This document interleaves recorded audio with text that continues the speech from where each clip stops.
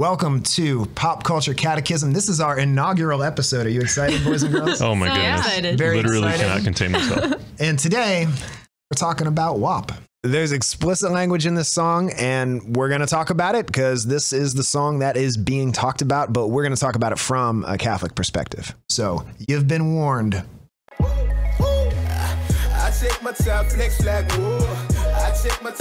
Welcome to Pop Culture Catechism, where we take a look at art from pop culture and uncover the true, good, and beautiful elements found therein. Let's get started.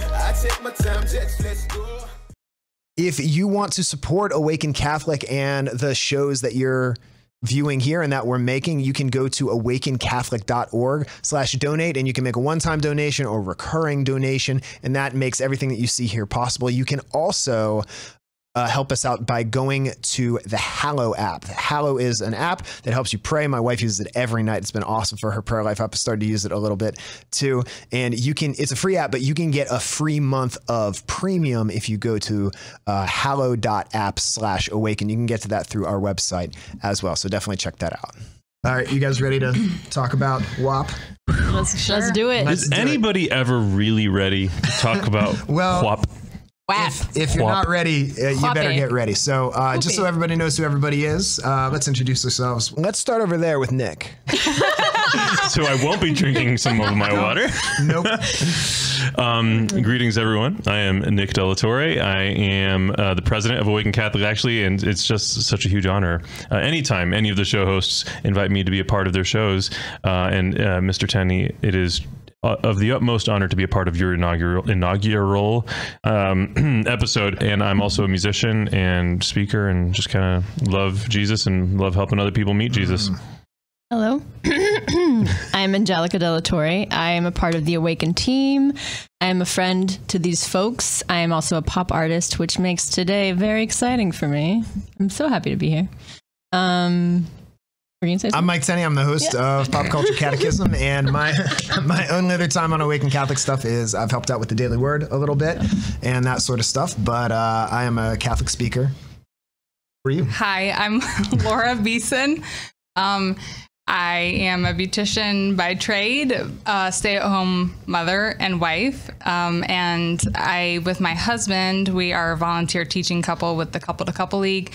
We've taught natural family planning classes with them for 9 years, and that is why I am here to give my insight. That's false humility. The truth is we needed her to be here because we needed our token badass. So Okay. That's true. If you don't know what WAP is, it's the #1 song in America and has been for a couple weeks. It is Cardi B, who's been on the scene for a while, and the last few years has been one of the biggest names in hip hop. A rising star along with her is in this song is Megan Thee Stallion, spelled the but pronounced the. She is ridiculously good at freestyling, and that's how she got famous. That's how she got a record deal, and over the past few years she's really blown up in the rap industry. I think this has taken her from big in the rap world to a household name, this song. And so two of them, let's we can see a picture. Let's throw that up on the screen. This is the two of them. Cardi B there, and I think they're both there for some kind of a ear, nose, and throat exam. They're getting COVID tested. That's what they're doing. So here's a slightly more normal picture of the two of them. Cardi B there with her hair down. So that's Megan Thee Stallion there with her hair up and flashing her nails. That's who those ladies are, and this song has taken the country by storm. It's I don't think it's the first sexually explicit rap song that has become popular, but it's the first song that's so sexually explicit that has become #1. So it's causing huge commotion. People are discussing stuff about it and have lots of opinions about it. People are saying it's the best thing ever. People saying it's destroying our society and tearing things down. So what we do here is we're going to try to look and find what are the true good and beautiful things that we can see in the song. We'll probably critique it some, and there's probably some problematic elements as well, so we're going to talk about those too. But I want to talk about it from a musical craft perspective, and then we'll get into the themes and the spirituality and the morality of it all. So first of all, like, what do we like about this song? Just when you listen to it, what do you like? Laura? He's not asking what we don't like, so Laura. We'll get to that soon. So just musically, before we get into the themes of the words and lyrics, anything. I like a lot about it. Really? Personally. Tell us. Go for it. First of all, I like a fat beat, you know, one that I can whoa to. So to whoa. Oh, to whoa. To whoa to whap. Yeah. So I love the bass. I love the beat. I do some spoken word and poetry, and to me that is what rap is poetry. And regardless of like the content, I love her craft as a poet. Cardi B? Yeah, I do.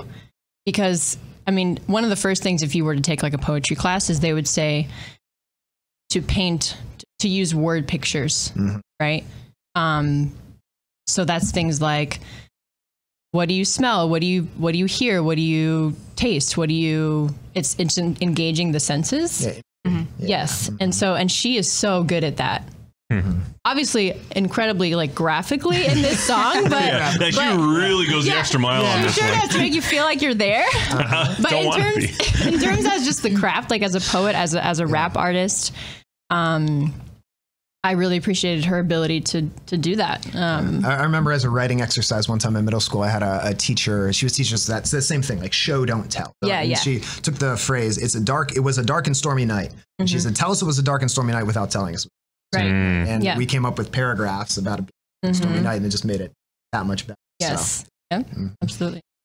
Very interesting. I love the beat is, you know, lyrically, it's just saying there's some whores in this house over and over again. And apparently that's like a song from 1993, which of course, I don't think anyone is approving of that message, but just the kind of like you were talking about, like that beat, something about repetitive about that. And I love the pitch down vocals. They pitch it way down. It's kind of brings you in. That's the type of thing that producers will often do to like sample something. Like when you hear a looped thing like that, like it's a sample of something, but I didn't recognize it certainly.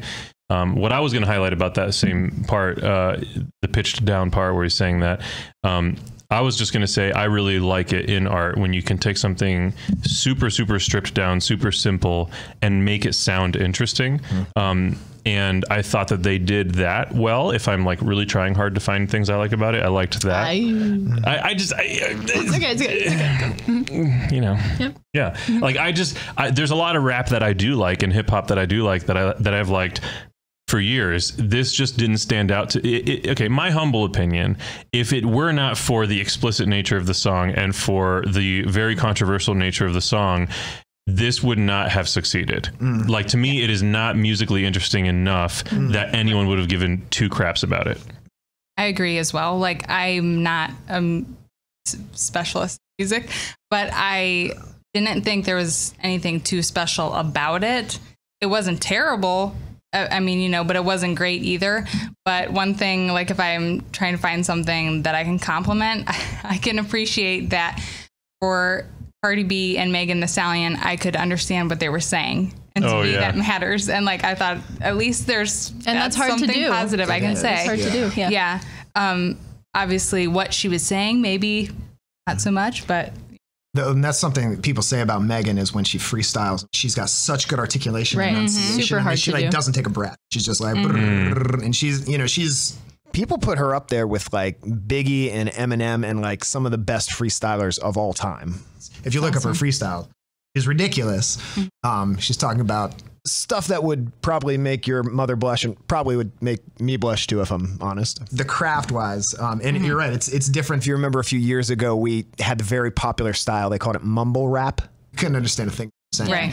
Right. And then the Lil Johns just yell what over and over again. Well, they talk about sexually explicit. If you go back and listen to Lil Jon's Shots or like Flow Riders, Low with the apple bottom jeans, this is definitely not the first time we've had sexually explicit lyrics in hip hop. It's been part of hip hop, and it's Nick, you and I were talking about Ludacris. Oh my gosh, yeah. And this song reminds me of Ludacris because it's so over the top, it's hyperbolic, it's almost like with country, it's drinking.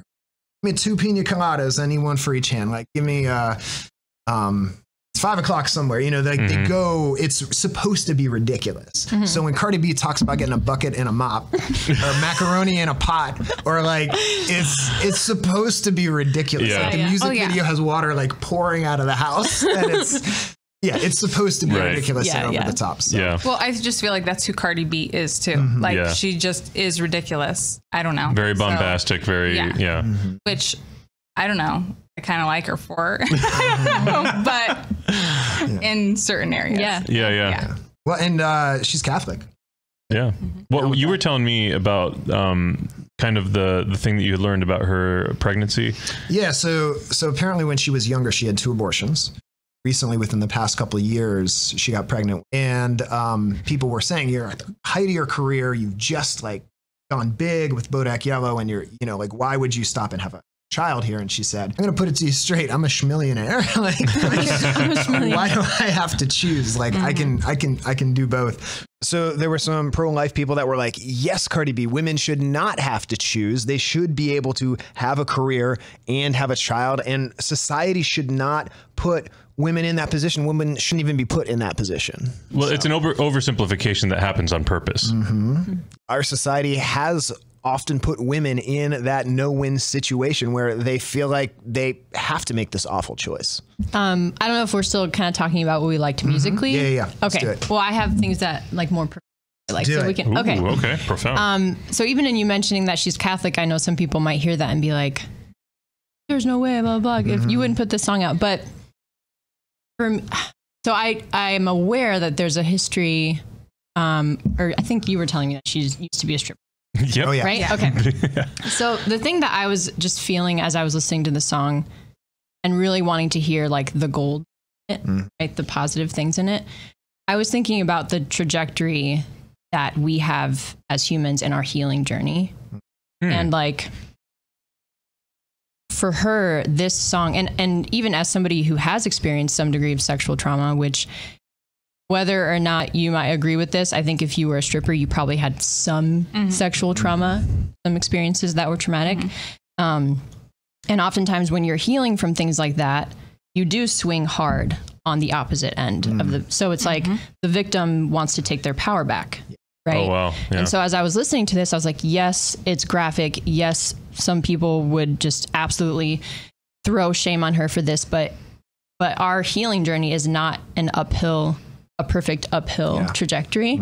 And so when I think of her and her past and healing and her taking her power back in that's a messy thing to do. I just felt like there is beauty in this, even if it's also ugly. Just thinking about her past and yeah. So Thank you for sharing, because I'm sure there are a lot of women and probably some men too who have had a similar experience. So thanks for throwing that in. I think a lot of times when people see the messiness or they see people in progress, I mean, we're all in progress, right? We're all messy on the mess. Speak for yourselves. Nick is not a mess. The rest of us are a mess. That a lot of times people will see somebody, a Catholic, doing something, saying something, and they say, oh, well, you're not a real Catholic.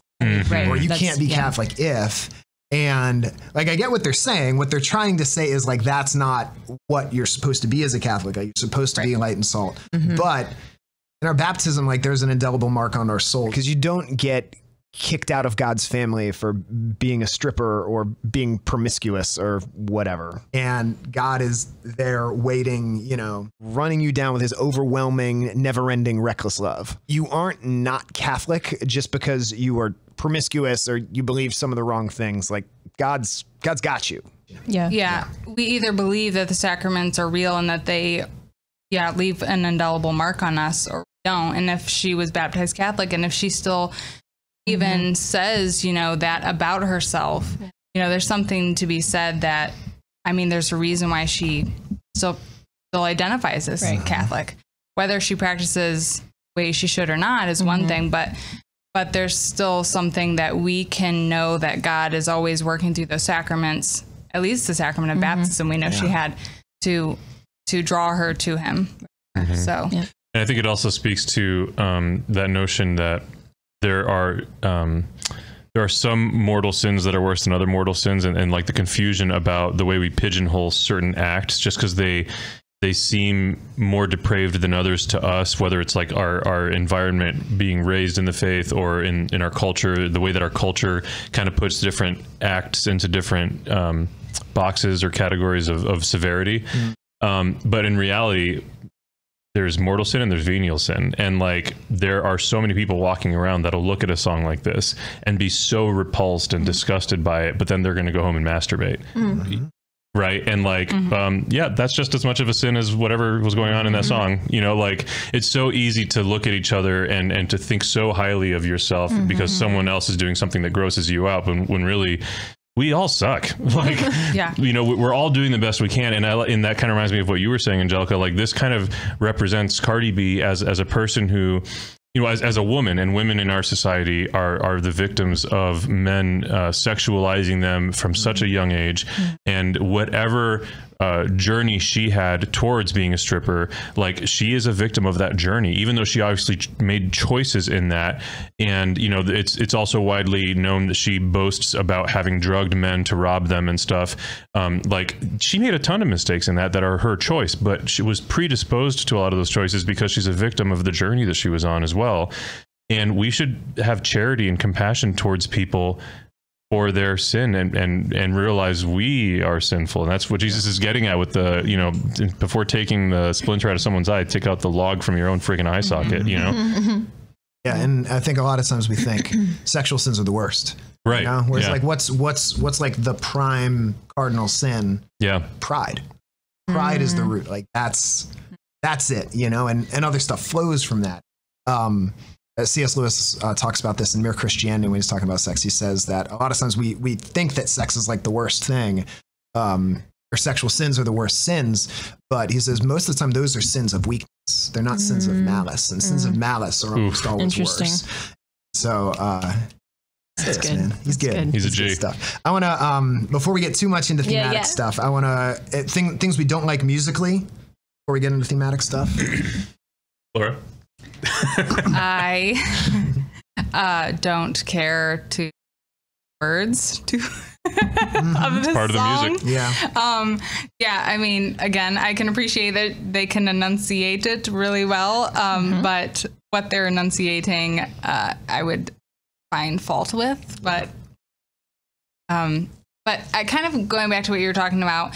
It's like I also didn't grow up in urban New York City and stuff. So, I mean, I don't necessarily automatically just say, oh, I don't say this person's going to hell because she speaks in this way or, you know, raps in this way, because I don't know. I didn't live her life journey. And so she has a lot to learn maybe through her Catholicism, but we'll see where that leads her. I have this deep thing within me that I'm not a fan of critiquing other people's work, so I don't have anything. All right, cool. We can move on. We're ready to move on. I'll just say, as a producer myself, who produces my own music as well as music for other artists, one of the things that stuck out to me immediately and really like grinded on my being was how basic the production is on the song, how simple it is. And some songs like are really aiming for that very simple sound, and it really adds a lot. But it was almost like all I could think of is all they're trying to do is not distract from the lyrics. Like, they are really, really milking. But then are they geniuses? No, that's the point. It's obviously a very genius move, because that is their end, is that they know that the only thing about this song that's going to make it take off is the lyrics. So let's not let anything else get in the way musically. And that, to me, the bare bones nature of the beat and everything. In other songs, I love a bare bones beat that, like, the way in which it's bare bones is a highlight for the song. In this case, it just felt like it was just an extra spotlight on the words, and they were words that I don't like. So. But it was also said that she had written this song back in 2019, but they were revisiting it and producing it during the quarantine. So, like, is there something? I mean, I don't know, because I don't produce music. Is there something to be said for producing it from home when you're I don't know. Maybe most things are being produced from home nowadays. Not when you have their budget. Yeah, exactly. Okay, but maybe I mean, it's a fair question. It's a fair question. I'm just asking because you know. Yeah, totally. So let's get into kind of spiritual thematic themes. And again, this is a sensitive topic. I definitely want to be sensitive because, well, for one reason, I'm a guy and we're here talking about two women and their sexuality, and we're going to do some evaluating and talk about some of it in a critical light. And so I always try to, whenever I talk about sensitive topics in public, I always like to say that I'm not coming from a place of judgment, like I'm a sinner and I screw up all the time. And I might even screw up in what I say here. I'm sure I will screw something up. But I think that doesn't mean we shouldn't talk about it. And we're not here to judge these women as people. Like we're judging the song and its content, but these are daughters of God. These are our sisters in Christ. So we're not judging them as people. I think they're public personalities who have put their ideas out there in public, and we can judge and discuss the merit of those and their value for society. So that's the first thing I want to say. Second thing I want to talk about is just the title, and I'm going to say it: wet ass pussy. You said it. I said it, and here's why I said it. I want to talk about the power of the word and the terminology, because if you look at the music video for this song, it replaces wet ass pussy with wet and gushy. They don't say the name of the song, but yet say the F word, the S word. I don't know why I'm censoring some and not censoring others. I don't know. We already gave you the parental advisory on this one. Yeah, I already gave you the parental advisory. Sorry. So, but like, what is it about that word that is different than saying vagina or vulva or any other word you might choose for a woman's genitals?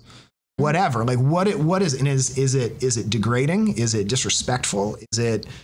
What is it? I just wanted to talk about that with you guys. So to clarify, in the music video, because I didn't catch this, you're saying that they don't say that word, but they say the F word. They say wet and gushy, and they say the F word, and they say... Okay, interesting. Yeah. I think there's different versions.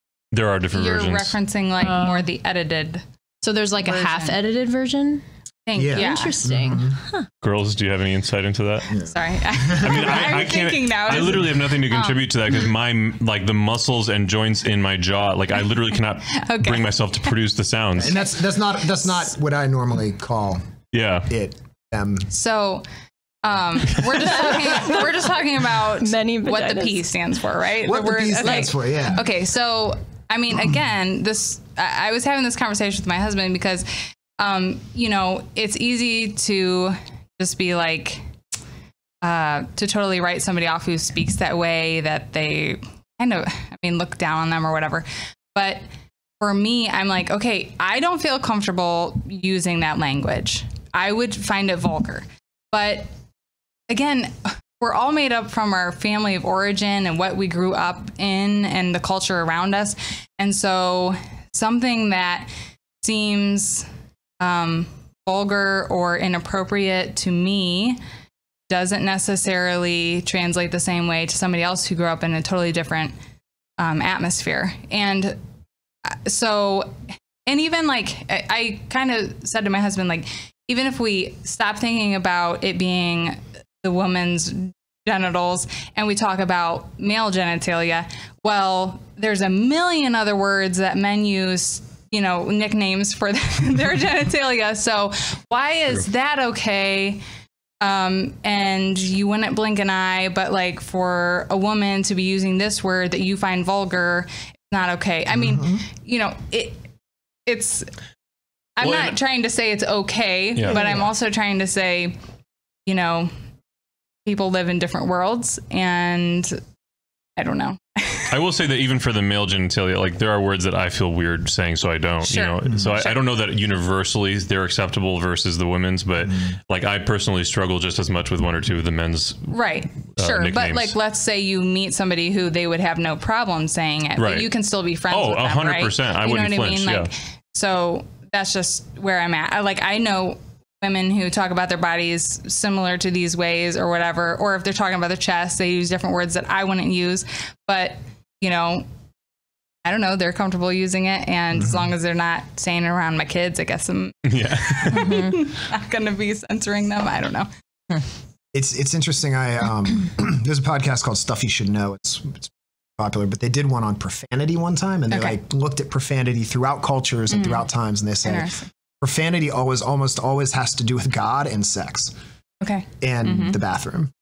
Like those three topics across cultures and places. And for some reason, we just kind of have it built into us as humans that those things have a certain taboo around them. I think I would say there's a certain sacredness around them. I think even little kids at a certain age start to get shy, their privacy. And so I think talking about private parts in a public way, I think it's intended to shock. I think it's intended to shock it's on purpose, but that's also like why it makes us go, oh, like why are we talking about this in public? That's a private. I appreciate what you said about, you know, and I think that's much of the backlash to the backlash of people saying, oh, the criticisms are misogynistic, is people saying, well, why when this song comes out, you know, Ben Shapiro and other people talking about it, but there's tons of other sexually explicit rap songs where there's guys talking about their stuff. And why did that not get as much of a reaction? I would say because it wasn't number one for several weeks. Like, why did this song get such a reaction? Like, there's something, like, I think I can probably speak for all of us here when we say that we believe in the fundamental dignity of both men and women, and that dignity is equal. But yet there's something mysterious about men and women that is not the same. And equal doesn't have to mean the same. Yeah. Right. But that's really hard to define. And anytime you start to define it too strictly, it gets like, you can't really do it. And that was something that really struck me when I watched it. So like feminism over the last several decades has taken the form of women wanting not just men's rights, which is a fair thing to want to have similar rights, but it's almost like feminism has taken the form, radical feminism has taken the form of becoming like men, not just having the same rights, but like you see radical feminists, it's sometimes they're like, oh, that person's a feminist because they're kind of boyish. It's obvious with the haircut. And like, there's almost like this adoption, less of like a foundation of like confidence in their own sexuality, but more like trying to adopt another one. And what we see, what is really interesting to me about WAP is it kind of turns away from that traditional radical feminism, and it like redefines this idea of feminism as like not only like a fully embracing your own sexuality as a woman, but like really owning it and feeling empowered by it, and then not only not imitating men, but instead dominating men, which we see in the lyrics very literally. Like she wants her husband worshiping her, not only worshiping her body part. And so it's kind of this interesting pivot in what the idea of feminism looks like. And that's what struck me almost instantly when I took in the song the first time. It's not just empowering myself to be like a whole version of myself, but it's empowering me to have power over another person. Yeah. Almost, which is what we often see in music, especially in hip hop, to have men talking about having power, sexual power over women. And so I think that this is supposed to be kind of a reversal of that. And I think that's why some people are saying this is empowering for women. Well, and again, with, I mean, I just feel like you could talk to most therapists and they would explain that a trauma response to a victim is to then want to take that power, and often it is abused. And that's how you have the cycle of people. So some lyrics that come to mind here. There's a lot of explicit things here. So that he's gonna like pay her tuition, that she's gonna ask for a car. His lyrics. You're saying the least. I know. He's like dodging all the really bad parts. Do you want me to rap it? Well, I'm trying to find the part. So what I'm looking for is the parts where it's very obvious that I am giving you sex and then you are giving me whatever I want. Yeah. So it's transactional. So, it's very transactional. So ask for a car, those sorts of things. That there's something that she is using him for. Isn't it also like her even identifying her own hypersexualization though? Like, I'm super sexual and so I'm going to use this thing to my benefit. You know, you pay for my things and you know, and so it's like idolizing to your own body or your own sexual drive in that way. That reminds me of like the idea that men in their own rap and in life, like it's so easy for men to fall into the trap of like using women for their bodies. And it's almost like Cardi B saying, no, I'm going to take the reins and I'm going to use my body. Yes. Yeah. Not you. That's what I see it. And kind of talking about, after you have sexual trauma, like you want to have the power. And so I see, at least that's what I hear a lot from these lyrics is I have this power with my sexuality. I want to talk next about power and sexual empowerment. Because I think you were talking about feminism. Some people hear feminism and they think, that's terrible. That's an awful, terrible, awful thing. But other people hear feminism and they think, wow, that's one of the best things of the 20th century. So when you're talking about feminism, it's important to clarify what you mean by feminism. Exactly. By feminism. Like, I'm a big fan of the podcast, The Catholic Feminist, and I think John Paul II was a feminist in lots of ways. But there's different branches. So like if you're a John Paul II feminist, that his type of philosophy was called personalism. And you uphold the dignity of person. You never want to use the person as an object. The person is always a person. But then there's other brands of feminism, and some feminists are very much influenced by Marx and Marxism. The idea that there's always this constant power struggle between the haves and the have-nots, and the bourgeoisie and the proletariat. There's those who have, and the only way you get those who don't have power is to take it from those who have. And you see that influencing feminism in some ways, kind of like what you were saying. Is the men had the power by dominating women sexually and in other ways. And so they see that the only way women are going to equalize that power differential is to fight fire with fire. John Paul II and the Catholic perspective would say that both people in that situation end up being disempowered because one person ends up being an object of use, and then the other person ends up being an oppressor, and then they become enslaved to that use of power, and they become an addict to overpowering other people and to the pleasure that they get from it. And so both people are actually degraded through this act, and neither one is empowered. So I want to talk about, what does real sexual empowerment look like for both men and women? Well, I mean, I just have quick thoughts even on NFP. Like, I was so empowered when language was used about my body that I didn't have to feel shame about. And now I use it all the time. And when people cringe, I'm like, you're the problem. Let's use that language. Like, for example, you can't say cervical mucus around people without them being like, what's happening?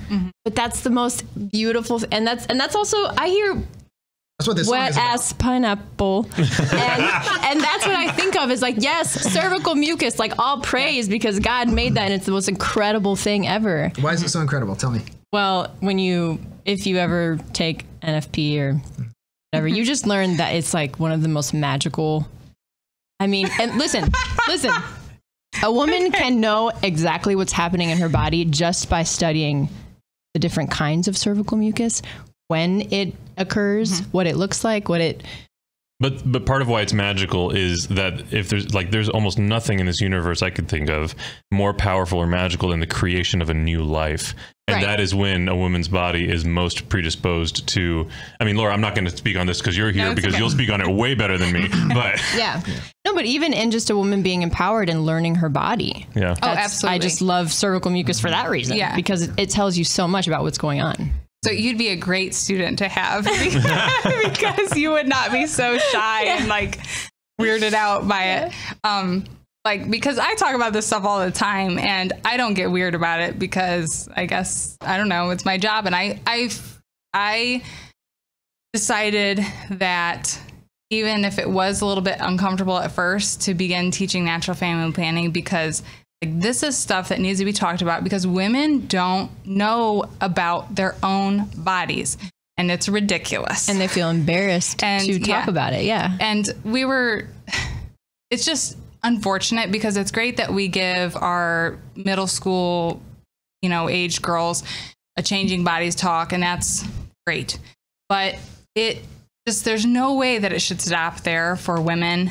I just feel like we should have like whole courses during high school or at least college, for women to be able to understand and know what's going on with their body, because cervical mucus is a naturally occurring thing that women will think is something is wrong with them. Yeah. Like when we start teaching some women, they'll be like, oh, wow, now that you're mentioning this, I do have that. And I just thought there was something weird with me, exactly. Or I just thought maybe, there was something wrong, and it's like, no, you're fine. You're like, like, this is your body. It's natural response, the way it should be working. And I think that it's just a disservice that we haven't created something. And I will say, I don't think it's like the Catholic Church's job to necessarily come up with this curriculum, but I think that there are good Catholic doctors, or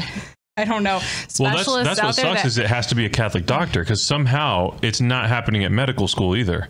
Well, yeah.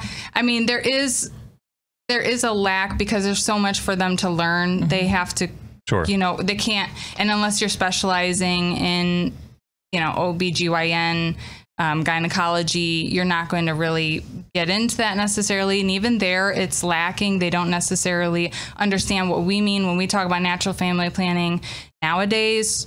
I mean, the rhythm method is still a part of that. So I always try to not like totally look down on that, because some people use it and that's fine. Again, it's within church teaching. So you should be happy if some people are using that. But ours, usually when we're talking about natural family planning, it's a totally science-based, individual biology-based charting of a woman's body. And so you can have just a good understanding of what's going on. Is her kind of speaking to that about women talking about this thing that's going on with them that we don't talk about. But again, I would be curious to know what she understands or knows about that, because there's so much more than just sexual arousal to have cervical mucus be a part of your body. Like it's also just a part of your body's cycle. So. And even like you can understand what's happening emotionally when you understand what's happening with like, it's all just so integrated. Yeah, absolutely. Yeah. Yes. Yep. You were talking about how women a lot of times just don't know what's going on with their bodies. And do you think that that's a reason why a song like this has struck such a chord? Yes. And I think I think that a lot of times people identify celebrities as like what they should live up to, right? So that super sexually confident woman, I think, is what they're seeing with Cardi B. And I would still question that about Cardi B, like really understanding. What I would say is that she could have a better understanding of her body, a better understanding of sexuality. But yeah, I think that's like drawing women, girls to appreciate this song coming from her, or her willingness to talk about it, I guess. Can I ask, for those who may not be familiar, can you just give us a quick rundown of what is NFP and what is the rhythm method? Sure. Okay. So natural family planning is basically just fertility awareness, knowing your body, and there's different methods. So I don't ever claim to be a natural family planning expert, because there's so much to know, so many different methods. But the one that I am certified to teach with is the Symptothermal Method, and that's where a woman monitors her basal body temperature, her cervical mucus, and even her cervix sign if she wants to. And so with that information, like we encourage, because I teach with the Couple to Couple League, so we encourage a couple to learn that together. So again, that the responsibility of sex or having or not having babies is not just a woman's responsibility, but if you both know the information, you're both able to make that decision responsibly together. And that's the point, is that, you know, you should be communicating with your spouse and respecting the woman's body and her natural cycle, because like I always say, it's not our fault that men are fertile all the time. Okay. So, so lucky for you guys, sometimes we're not fertile. And that's what natural family planning does, is helps you identify when you're fertile, when you're not fertile. And the rhythm method was like kind of where it started back in the early 1900s. Like the Atari version, kind of. Yeah. And it's what a lot of our grandparents use, and you know, they have a lot of kids because it wasn't necessarily very effective, because there was only a small percentage of women that those rules really work effectively for. But like I said, the methods that are out there now are more about, each couple understanding that wife's individual biology and her fertility, and then using that information to make PlayStation 5. Sure. We've upped the technology. Yes. We know more now. Great. Can I go back to your question about why it's becoming such a huge... Forget exactly how you worded it. I wouldn't do to...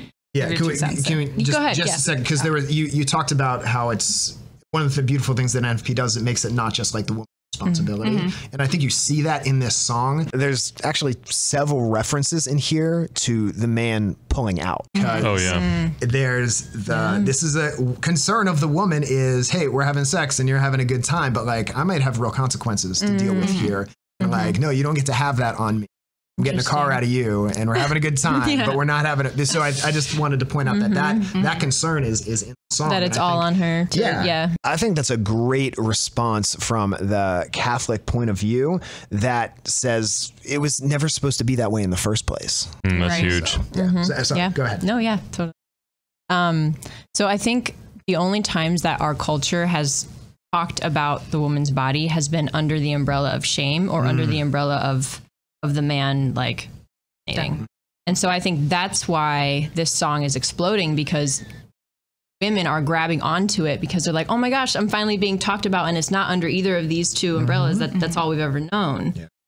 But in a conversation we had, you blew my dang mind. Oh boy, I did not realize I did that. The what was it? The thing with Hugh Hefner, and if you could please break that down, because it's so good. Well, so Christopher West, who saved my life, both physically and spiritually, and that's a story for another day. But he gives this great explanation in his presentations about how around the same time in history, Hugh Hefner, we had been over the centuries referring to women's bodies with shame and like you're saying, with male domination and stuff, and saying, no, our bodies are bad.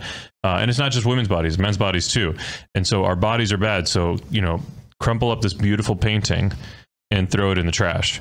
And that's what we'd been doing through most of history. And Hugh Hefner realized what we were doing, and he reached into the trash. Who is Hugh Hefner? Just in case. Okay, sorry. Hugh Hefner started Playboy magazine. Is he still alive? No, he's dead. He's largely considered part of why porn became so mainstream in a pre-internet world. Right. Widely accepted. Right. Yeah. So he pulled this crumpled up, beautiful painting out of the garbage and said, "Look how beautiful this is."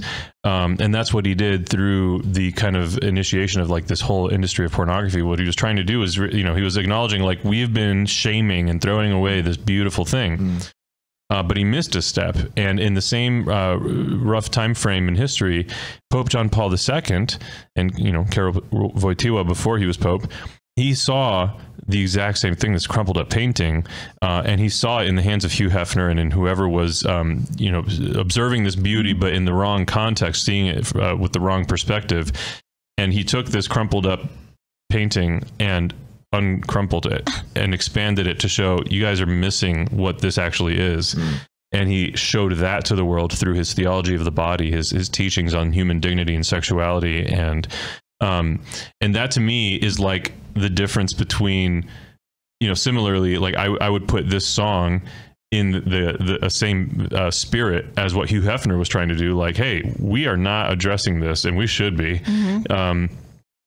But it's missing the mark, just like Hugh Hefner was. And the church offers us the fullness of revelation about, or at least it offers us an accurate revelation about the human person and our sexuality and what we were meant for, what our bodies were meant for, what WAP was meant for. Or WAP, whatever. Because it was meant for something. It was. God created incredible. WAP. Yeah, so one of my favorite quotes from John Paul II when he's talking about pornography is he says the problem with pornography is not that it shows too much, but that it shows too little. Oh, snap. Yeah, exactly. Like it shows the body. Jelly will be back later after she's done crying. It shows the person, it shows the person's body without the person. And so that's why even a lot of times you see women in advertisements, they're just made into body parts, right? You have just a woman's leg or just a woman's breast or just a woman's butt selling things. They're like literally turned into objects. I'm just confused why they haven't used my butt. I don't think anyone else is. Alrighty then. Nick, we're going to unravel that painting. No, let's not. So I would say the same thing about this song. Like, like we're not shaming this song. Yes. Like Cardi B, Megan Thee Stallion, like they are beautiful, beloved children of daughters of God. God loves them infinitely. And we're so happy they took the piece of we're so happy they took it out of the trash. They took it out, and here we are all talking about it, and we're better for it. So here's my question to young women and men listening to this song and feeling like, yeah, this is empowering, macaroni in a pot. Yeah, this is great. What do we have to say? Like, how do we uncrumple this? Let's uncrumple this. What is real, healthy, empowering intimacy look like? Can I throw something out there? Do it. Your body, women, but in particular my wife. Your body is amazing and beautiful and powerful, and so powerful that God wants, through your body and your hopefully husbands, to literally create life, create existence that did not before that exist. And he wants to cultivate love. And it's powerful, it's beautiful, and it's huge. It's literally the most important thing, period. And don't sell yourself short by underusing what God has blessed you with, or by a lack of understanding and a lack of respect for what you are. And we are all so huge. Like Thomas Merton talks about, like standing on a street corner and just looking around at everyone and thinking to himself, if I could just show them how brightly they're all shining. I think what Nick is trying to say, Alina. Oh gosh. Oof. Body is a wonderland. Guitar's not in tune. Body is a wonderland. Yes. So much work for that. And it was worth it. It was so worth, babe, your body is a wonderland. I'll show you around later. Well done, John I'll show you around later, babe. Good. Yeah. Great. Awesome. Thank you. Thank you. What else? Talk more. How is sex really powering from hell? Well, I'm going to speak to women and just say that, our bodies, Catholic Church, is for us, for our bodies, to be used properly and in the right way, which is in a loving context. And that's just not random sexual encounters. It's meant to be a meaningful sexual encounter between a husband and a wife. And that also is meant to be enjoyable. And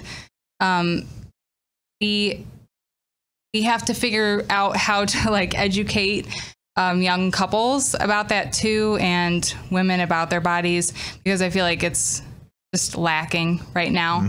I do really appreciate that book by Christopher West, Good News for Sex and Marriage, right? Yeah. I think that is really good book for people. I'm just gonna throw it out there in case somebody needs they want a question answer format for. We'll put a link in the bio. What's description. What's okay, what the church says is okay or not okay within the sexual context. But also, I think it's okay to reach out to natural family planning instructors and ask them for help. Ask them, the questions that you have about your bodies, or about sex. And I know it's embarrassing, it's hard because we were saying you feel shame or you feel embarrassed. I always hope somebody is willing or wanting, if they want answers, that they would just ask me, because I'm not going to be embarrassed. I don't mind. And you're probably not asking anything that hasn't been asked or gone through people's head a million times. I think that approach of having couples mentor other couples is so important. Because I love our priests and they're great teachers, but there's something they can understand the philosophy, theology, and all that, which is important in the spiritual side. But you get in the bedroom and there's just some things they're not going to understand, nor are they meant to understand. Yeah. There's something that's meant to be couple to couple. And I know for me and my wife that having some marriage mentors has been so important. us. And sometimes it can be your parents, but sometimes it's not, because maybe your parents aren't able to have those conversations or ever. Sometimes it's going to be somebody at your church, but I think it's hard, but it is totally worth investing some time and some effort into finding a couple that can walk with you, that can mentor you. We talk to you guys about sex. Is that, can we take you out to dinner? Secluded dinner? Yeah. That humility to acknowledge that and to openly acknowledge that you want to ask about something so sensitive. Like we need to be so humble enough and not feel like we have to prove something like, oh, I got this, you know, like, and we just set this expectation on ourselves that leads us to, we're setting ourselves up for failure because we're not willing to just be humble and be like, can I ask you about some weird crap? Yeah. Because everything we see on TV is sex is easy, right? Right, Just two people look at each other the right way, and then they kiss some more, and then everyone's having orgasms, and it's all wonderful. Yeah. Right? Like, and that's not how it works for most people most of the time. Wait, what? So. We definitely, I mean, the thing is that we've definitely heard from other couples say that about how, like, you know, they follow church teaching, they waited till marriage for sex, and then, you know, they're expecting it to be this magical, wonderful, easy thing. And it turns out being really hard. And they're just like, the heck, like, you know, unwed teenagers are getting pregnant, no problem, and having wild sex. And we, you know, followed church teaching and we're having such a struggle. And so it's like, I don't know. They just need to join high school again, then they'll get pregnant right away. I don't know what the answer is exactly right now, because I don't know of like programs out there exactly how to help with this problem. But I definitely, I guess this is me calling out to the Catholic world of sexually, medically enlightened people to like maybe put something together out there for couples that need the help. Oh, like if they're struggling with infertility? Not No, infertility, like sexual intimacy problems. Okay, got you. Yeah. Physical and emotional. Yeah. Yeah. Yeah. Sorry, I was confused because of the high school thing. I got you. No, Well, yeah. and I think especially when people have maybe they waited until they're married and now they're having issues. Maybe they didn't wait till marriage and they have some baggage. They have some trauma, Totally. and then they're going into married life trying to have a healthy relationship, and then and maybe they're thinking, what's wrong with me? Am I broken forever? And I've friends that have walked that journey too, and I think it's just so important to reach out for help. So many people just feel like, oh, something wrong with me. Why isn't this better? Where do I turn? I don't know where to turn. And I might need to step out of my comfort zone. I might need to get over my own insecurities a little bit. And I don't mean to be flippant in the way I say that, because I know it's hard and people have real baggage and it's hard to move past that. It's not easy, but I really think that's the only way that we can get the help we need is if we seek it out and we make that effort. We need help. Yeah. You know? Even Jesus needed companions. If Jesus had companions, like I need companions, right? We all need companions. If Jesus needed it, we need it too. Jelly, what are your thoughts? Well, just going back to your question, which I love so much, about like, what would we tell women? I think this was your question. Somebody said about real sexual empowerment. I think I would say and this has been my, part of my journey, like really get in the habit of checking in with your body, because we are so integrated. So as you take in music or any resources, so music, books, conversations with people, check in with your body. And there's often three things that we do. We either have conversations or listen to music or whatever that makes us shrink and do this in our body, right? So there's one. That's probably the most common.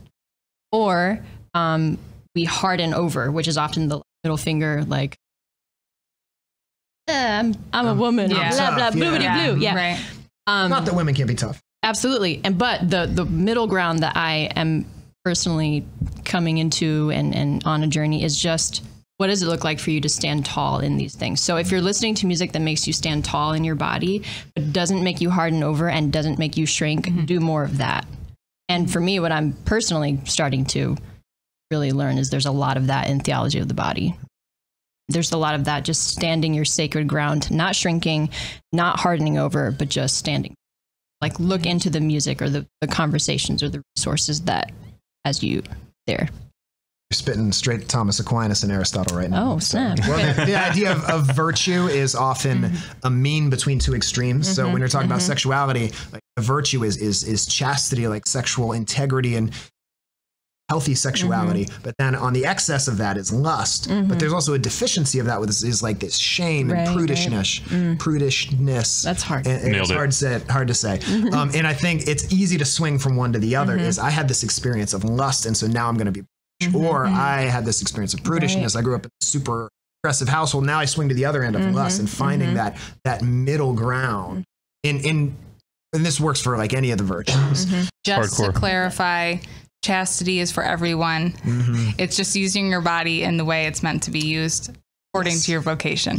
So it doesn't mean abstinence, not having sex. It means using your sexual body the way it's supposed to be used. Thank you. Purity, maybe. Uncrumpling the painting. I switch Full into circle. Yes, I switch into theology teacher jargon sometimes. So I'm it's glad just you one of said those that. words that People we say it a misunderstand. lot, and people think it means not having sex. But it's like, no, we all have that as a part of our life, whether we're married or not. You know, so importante. So, what else? We don't have too much more time here, but what else about this song? Let's say you have little cousin, little daughter, yourself when you're young, a younger brother, or a young man. What do you want them to know when they listen to this song? I think that we should listen to music that, or just consume media, like what you're talking about, Angelica, like really surrounding ourselves, engulfing ourselves in positive and things that build us up in a healthy way. Like we should be, we're sponges, and we should be soaking up things that help us love other people well. And this song doesn't do that. I think as long as I would try to help them see, okay, is the song empowering, or is she stepping on others to try to be empowered? Because real empowerment means you don't have to step on somebody, right? Like there's enough room for all of us, right? So if you're really empowered, you don't have to worry about being threatened by anybody else or whatever. So it's like, think about that. And I don't know, for me, I'm just like, Cardi B, just want to be your friend and and like teach you about Catholicism a little bit more. And if you need a producer, need a guitarist, need a backup vocalist, we can make this happen, Cardi. It's one of those things where, I don't know, we should just be praying for them. It's easy to be like, oh, she's awful, but that doesn't really help anything. So like, let's see her for the person that God made her. She is still a human being, and like she may be doing or making music that's could be a little bit better. And what you just were almost touching on there a second ago, or what you did, is she is more than what like the extreme capitalism in our society wants her to be. She's more than a brand. She's more than the millions of jobs that rely on her brand. She's a person. She's a person. Yeah. I think the only thing I would say, which I don't love critiquing other artists, but the thing I would say if I was actually like looking at my daughter or cousin is when I read these lyrics, I hear sex as a game. And that is not what you want in sex. And the best sex is the sex that is gift giving mutually, and there's no games. So that's all I would just say. Sure, listen to it, but just hear the game in it. Hear the game, hear the power play, because you don't want that. It comes with a cost when you use it as a game. So, well, the good news is that this has only mildly been scarring for me to have this conversation with and right next to my sister. I didn't say anything weird. Cervical mucus. Cervical mucus, cervical mucus, cervical mucus. That's what she's talking about, folks. That's what she's talking about. Yes, indeed. So I think what I was going to say is very much along those lines, is that so much of this is about good sex. So you pick up Cosmo, it's like 693 ways to have good sex. Like real good sex comes from a good relationship. Comes from real intimacy. Yes. And in our society, the only sexual guideline, the only sexual more is that it has to be consensual. Consent is the only rule about sex that our society holds. Two people consent, and two consenting adults, then anything goes. And I think that's why people can see this song as empowering. And the church has like such a higher bar than that. Like if you think of the marriage vows, come here freely, totally to be faithful to you and to be open to children. Like, it's so much more than that. Yes, it has to be consensual because it has to be free, but consent means more than just, you wanna? Sure. You wanna? Sure. But it's more than that, because consent comes from knowing the person. Like, even when you sign a contract, it's not real consent by law if it's not informed consent. Right? If you're not informed about what you're getting yourself into, and if you just met a person, you don't know what you're getting yourself into, you're bonding your body to them. Like, it's impossible. If you think about it that way, it's impossible to have consensual sex with someone you just met because you don't know them. It's not informed consent. The only way to really give yourself, to really give your consent, and that's throughout. If you look at the next time you go to a wedding, pay attention to how many times, a Catholic wedding, pay attention to how many times they say the word consent, about the couple giving their consent to each other. It's part of the sacrament. It's like the water at baptism. It's the consent they give to each other. I'm going to stand here in front of God, in front of my family, in front of your family, in front of the law, and say, I'm going to take care of you. You're going to take care of me. And we're going to unite our lives together. We're going to maybe bring new life into this world, new souls that will be around for eternity. Yeah. Like, there's a whole nother level of consent and what it means to say yes. And so that's kind of what I would say. Again, it's not that this song shows too little. It's not that it shows too much, it's that it shows too little. It's not that it talks about sex too much, it's that it talks about sex too little. And then when you have that understanding of sex, and not that good sex comes from switching positions or wearing a wig, she talks about putting a disguise or handcuffs, like that's not what makes sex good. What makes sex good is the relationship. Is the relationship good? And that's what I would want them to know. I agree with you. And I love what you said, the way you correlated that also to the marriage vows in a Catholic context. And, you know, I had to field that question so many times when I worked in the Office of Marriage and Family Life for the Diocese of Toledo. It's like, why can't I write my own vows? It's like, because you don't know what you want. You don't know what you need. Like, the church is trying to protect you. The church is trying to love you and make sure that the person you're marrying, and make sure that you are really ready for what this actually is. I didn't write my own baptism, you know? Yeah, exactly. Yeah.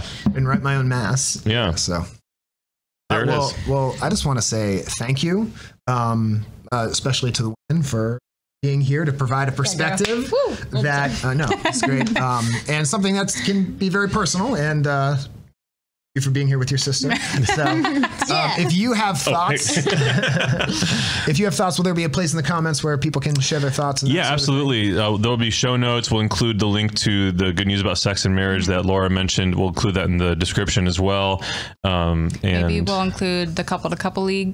Sure, we can include that. In case anybody's interested in learning about natural family planning, you can search there to find if there's a teaching couple in your area, or just there's other options for classes. Awesome. Is there anywhere online people can find you? Are you a Twitterer? Do you want to throw that out there? Do you tweet? I am on Twitter, but you don't have I haven't been on there in a really long time. I'm on Facebook if you want to be my friend. Go ahead, but I'm not that exciting. Angelica, is there anywhere people should find you? Yeah, I'm on Instagram as Angelica Musica. She's got some music she's getting ready to release. I sure do. Awesome. It'll be fun. Yeah. Nick, where can they find you? I mean, everyone. Awaken Catholic's accounts, at Awaken Catholic, and then also at Nick and Alina. Yeah, that's pretty much me. Cool. I'm Mike Tenney. You can find me at PKMikeyT or at MikeTenneyMusic.com. If you want to support Awaken Catholic and the shows that you're viewing here and that we're making, you can go to awakencatholic.org/donate, and you can make a one-time donation or recurring donation, and that makes everything that you see here possible. You can also help us out by going to the Hallow app. The Hallow is an app that helps you pray. My wife uses it every night. It's been awesome for her prayer life. I've started to use it a little bit too. And it's a free app, but you can get a free month of premium if you go to hallow.app/awaken. You can get to that through our website as well. So definitely check that out. Thank you guys for being here. Thanks for having us. See you next time. This show and all media on Awaken Catholic is made possible by the Awaken Nation and the Hallow app. The Awaken Nation is a community of people like you who support all things Awaken for as cheap as a cup of coffee a week and get access to exclusive content. Learn more by visiting awakencatholic.org/donate. Hallow is the only audio-guided Catholic prayer app focused on contemplative prayer and traditional Catholic meditation such as Lectio Divina, Daily Examen, and the Rosary. We here at Awaken all use Hallow every day and love it. To learn more or give it a try, visit hallow.app/awaken.